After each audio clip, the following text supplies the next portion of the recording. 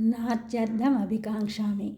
ప్రపంచమున మొట్టమొదటి రాజు వైవస్వతమనువు.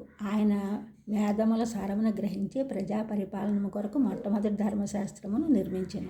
దాన్ని అనుసరించి అయోధ్యను రాజధానిగా నిర్మించి కోసల రాజ్యమున ధర్మ పరిపాలనమును అమలుపరచెను.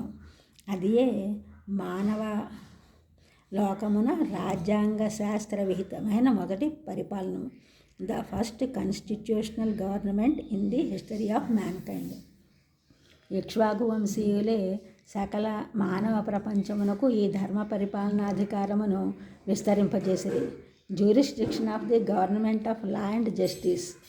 వారు స్వయముగా కోసల రాజ్యమును పాలించుచు తక్కని దేశములలో రాజ్యముల్లో తమ ప్రతినిధులుగా రాజులను నెలకొల్పి అన్ని చోట్ల ధర్మ పరిపాలనాధికారమును సాగునట్లు ఏర్పాటు గావించిరి. అంతకు పూర్వం ఎవరినూ ఇట్టి బాధ్యతను వహించి ఉండలేదు.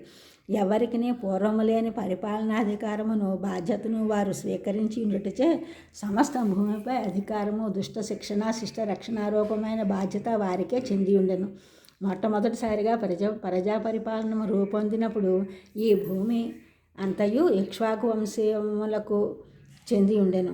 తరువాత పెక్కు రాష్ట్రములు, రాజ్యవంశములు ఏర్పడి స్వతంత్ర రాజ్యాధికారములో వ్యవహరించినప్పుడు వాని యందు ఎచ్చటినను ధర్మభంగము వాటిల్లినచో లేదా పరస్పర వైషమ్యములు కలిగించో దానిని చక్కదిద్దవలసిన అధికారము, బాధ్యత, appellate jurisdiction, supreme authority and responsibility Ayodhya రాజుల యందే ఉండెను.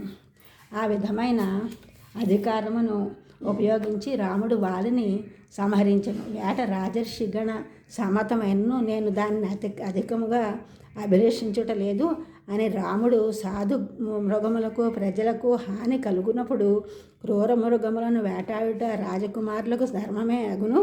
నాత్యర్థం అభికాంక్షామి. అర్థం అనగా ప్రయోజనము, అత్యర్థం అనగా ప్రయోజనమును అతిక్రమించినది. సాధురక్షణము వేటకు ప్రయోజనము, అంతవరకు క్రూర మృగములను వేటాడుట సార్థకము, అంతకు మించి వినోదము కొరకు వేటాడుట దాన్ని అత్యర్థముగా భావింపనగును. ఈ ఛానల్ చూసిన వారిని కూడా సబ్స్క్రైబ్ చేయండి, షేర్ చేయండి, లైక్ చేయండి, కామెంట్ చేయండి. సబ్స్క్రైబ్ చేసిన వారికి కూడా కృతజ్ఞతలు. షేర్ చేసిన వారు, లైక్ చేసిన వారు, కామెంట్ చేసిన వారికి కూడా ధన్యవాదములు.